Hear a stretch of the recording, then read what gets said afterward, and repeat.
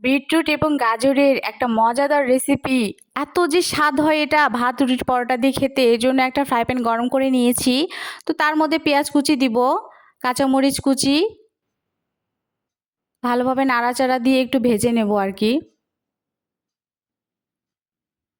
এরপরে আমি আলু গ্রেট করে নিয়েছি, গ্রেটার দিয়ে বিটরুটটাও গ্রেট করে নিয়েছি, একইভাবে আমি গাজরটাও গ্রেট করে নিয়েছি। তো সব কিছু আমি দেওয়া হয়ে গিয়েছে। এখন ভালোভাবে নাড়াচাড়া দিব এইভাবে।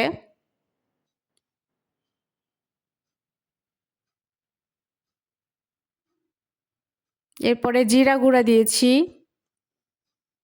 ধনিয়া গুঁড়া পরিমাণ মতো দিব, কালো গোলমরিচের গুঁড়া, শুকনো মরিচের গুঁড়া, চিলি ফ্লেক্স, লবণ পরিমাণ মতো সব কিছু দেওয়া হয়ে গিয়েছে। ভালোভাবে একটু ভেজে নেব।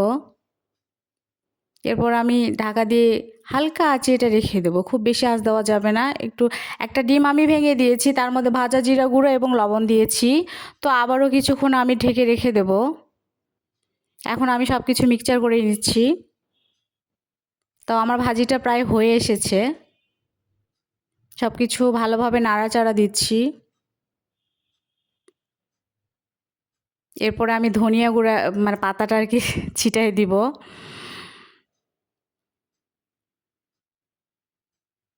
তো আমার এটা প্রায় হয়ে এসেছে এখন। ভাত রুটি পরোটা দিয়ে খেতে কিন্তু খুবই অসাধারণ লাগে। ভিডিওটা ভালো লাগলে লাইক কমেন্ট করে পাশে